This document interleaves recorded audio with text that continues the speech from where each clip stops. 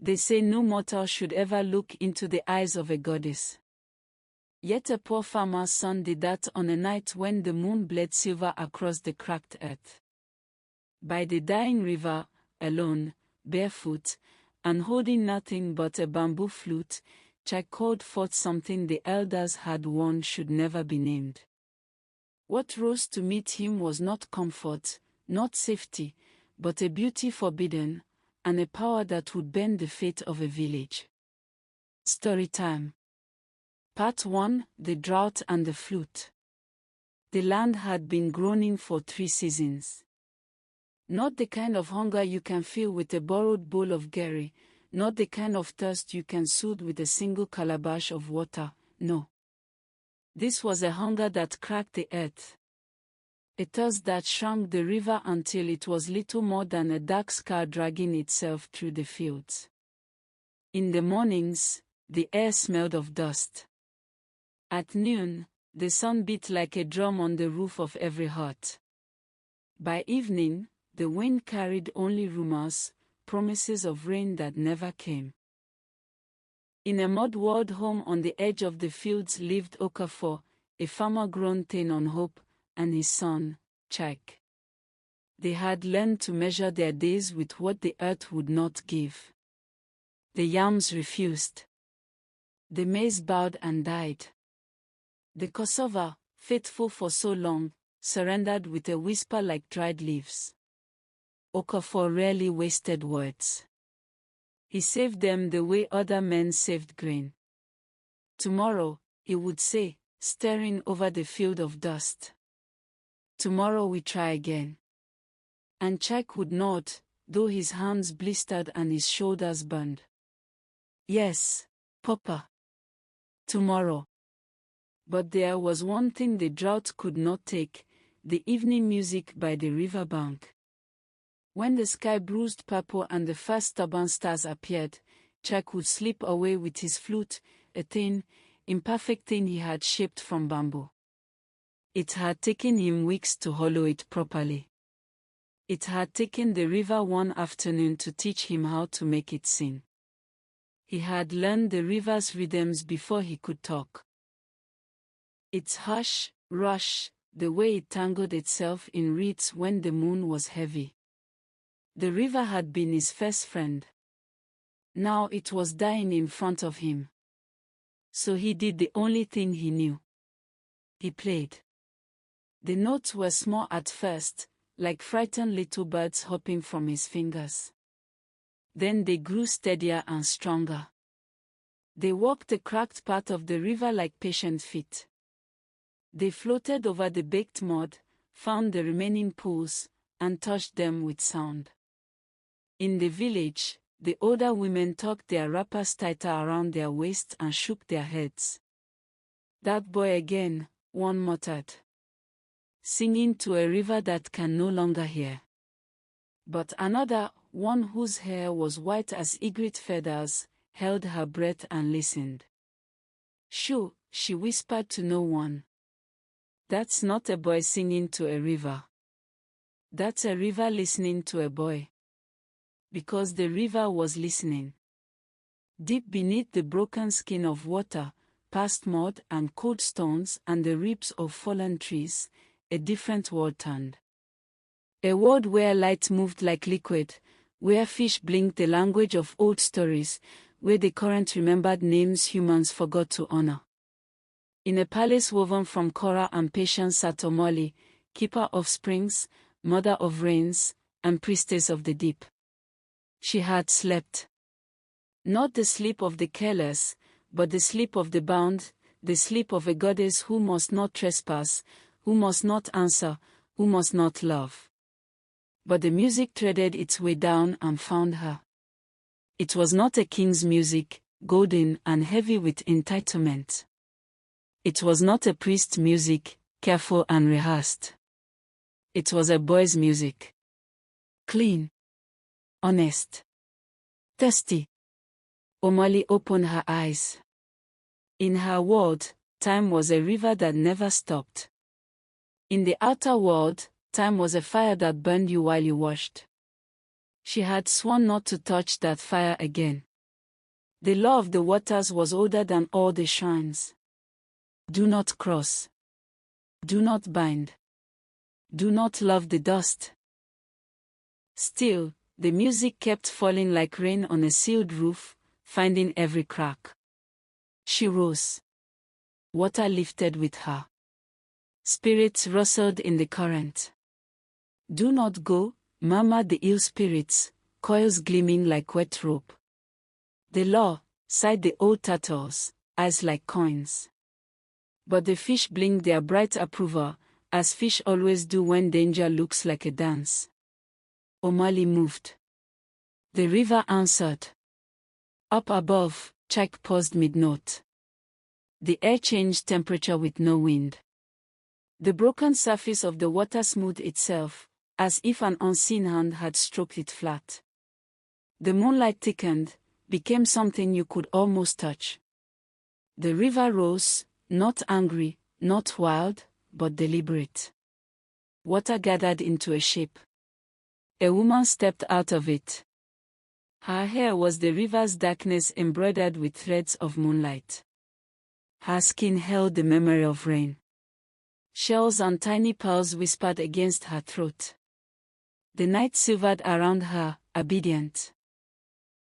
Chike's flute slipped from his fingers and tottered softly in the dust. He should have run.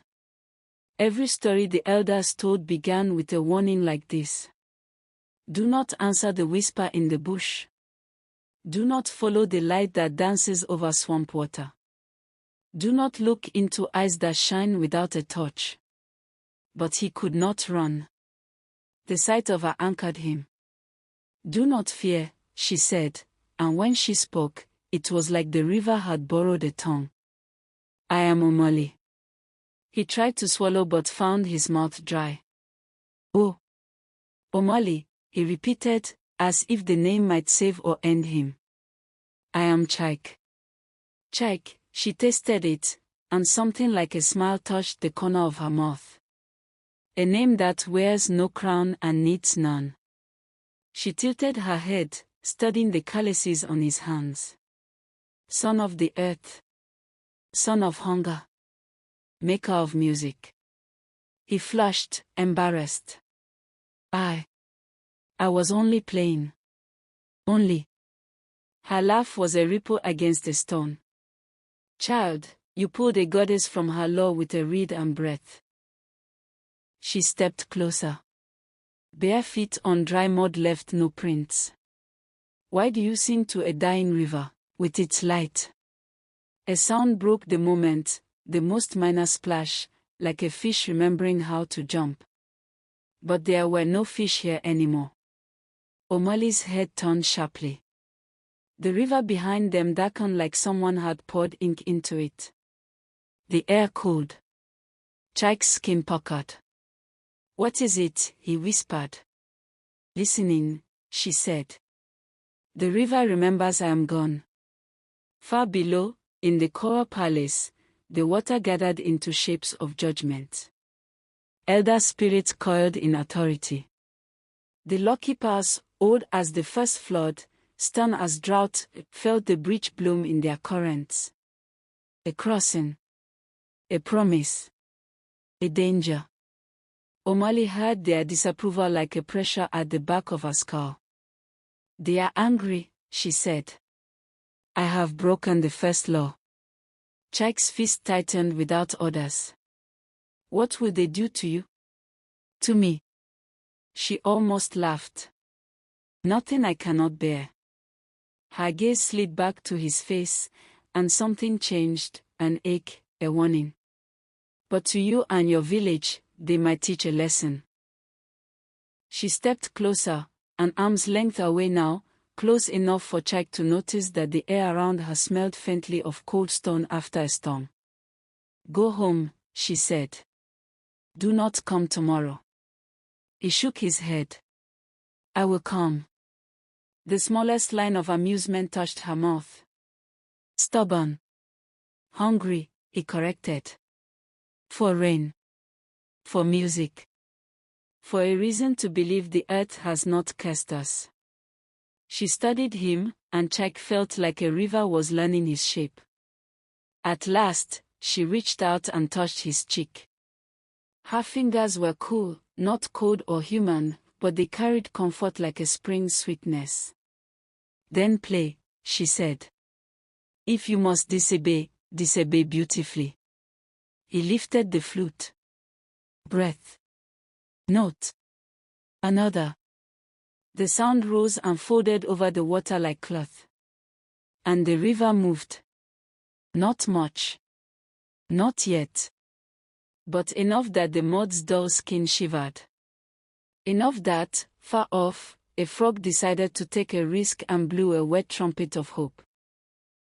Sufficient that the old woman with egret hair, sitting alone outside her hut, whispered, as if recognizing a long-lost visitor.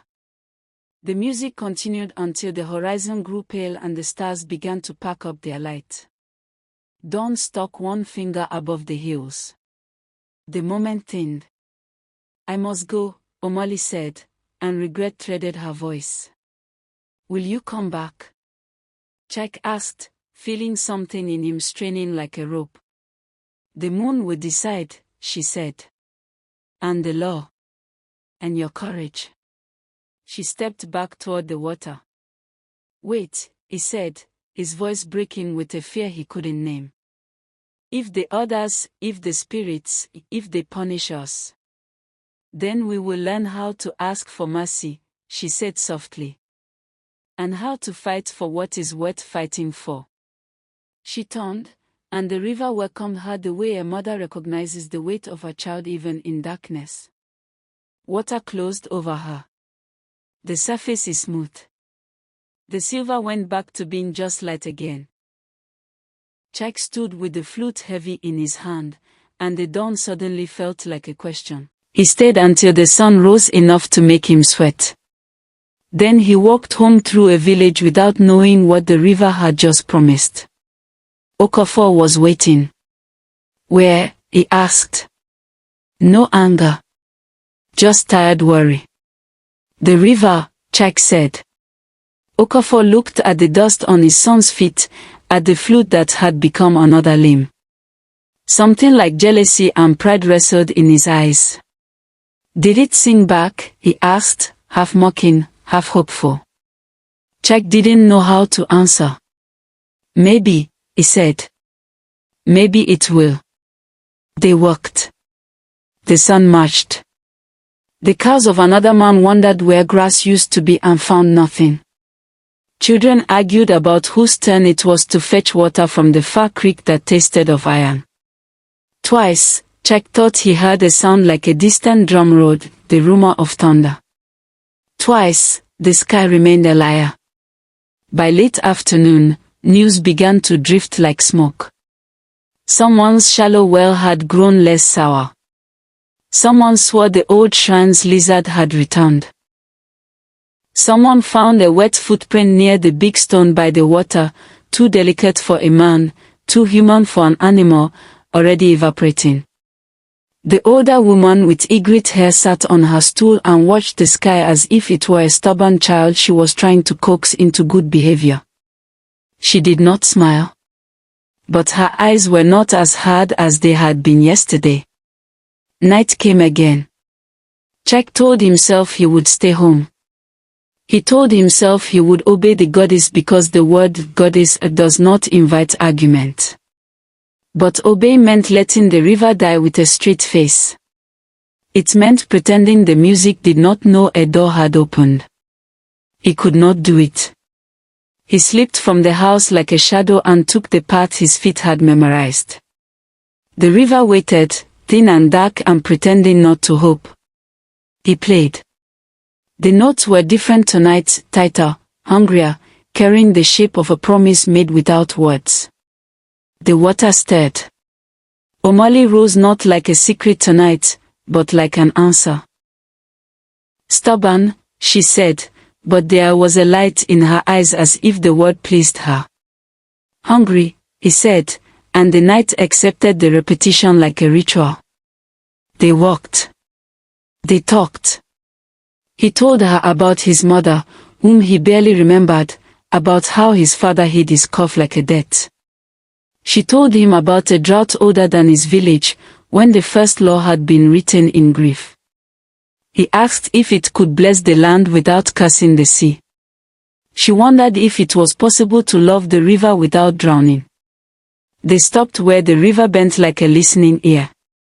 Omoli lifted her hand. The air cooled. The dust learned humility. A thread of water, no thicker than a bracelet, slid from the main body of the river and ran into the fields, writing wetness across cracked mud. Where it passed, the ground darkened. Where it darkened, the air changed. Chike felt tears burn his eyes. Although he had seen water all his life, he had never watched it arrive like a decision. "Stop," he said suddenly. Unexpectedly even to himself. She blinked. "Stop. You said your touch is a promise," he said. "Promises change what they touch. If you promise too much, the others will come." "They will come regardless," she said. "The lawkeepers feel every ripple of defiance." "But you are right." She lowered her hand. The thread of water thinned, then stilled, leaving behind a dark ribbon of earth that looked like a beginning. "Chike," she said, his name pouring from her like a small waterfall. "If they come, if they demand I return, do not try to follow me under. You are not made to breathe there." "And if they punish us?" he asked. Her mouth tightened. For the first time, she looked, not afraid, but mortal in her worry. "Then I will bargain," she said. "I have power. I have pride. I have." She stopped, as if the next word on her tongue would betray something sacred. "I have reasons," she finished. A cold wind slid down the riverbank, the first in months. It smelled like rain that had lost its way. Chike shivered. "What is that?" "Notice," she said. "The deep places have opened their eyes." From far below, a rumble rose, so distant it was nearly silence, so heavy it was roughly sound's shadow. The water darkened again, not from mud, but from attention. Omoli's voice carried steel when she spoke next. "Listen to me. Do not tell anyone what you have seen, not your father, elders, or children who would sell a story for a mango." "I won't," he said, and meant it. "Good." She stepped so close that the moonlight pressed them into one shadow. Her fingers brushed the flute at his waist. "If I do not come tomorrow," she said quietly, "it will be because they have called me to account." "Can they hate you?" "They can bind me." Her eyes held him. "Binding is worse." He wanted to say a dozen foolish, brave things. He managed instead the one true thing. "I will play," he said. "Even if I cannot see you. I will play. And I will listen," she said. "Even if I cannot rise." They stood like that, boy and goddess, while the night decided whether to keep their secret. Then she turned and stepped backward into the water, as if the river were not liquid but a memory that remembered exactly how to hold her. She vanished. The surface rippled. The wind sighed. Chike did not move until the owl agreed to blink again. When he finally stepped away, something caught his eye, a shimmer on the ground where her foot might have been. He crouched. It was a drop of water that refused to sink into the dust, a bead of silver stubbornly round in a world that wanted to flatten everything. He touched it. It trembled but did not break. He cupped it carefully and carried it home like a secret heart. It did not sleep. Neither did the river. The lawkeepers gathered beneath everything, where light strolls and words are heavy. She crossed. She blessed. She bound herself to dust. Punishment was not an idea there. It was a tide.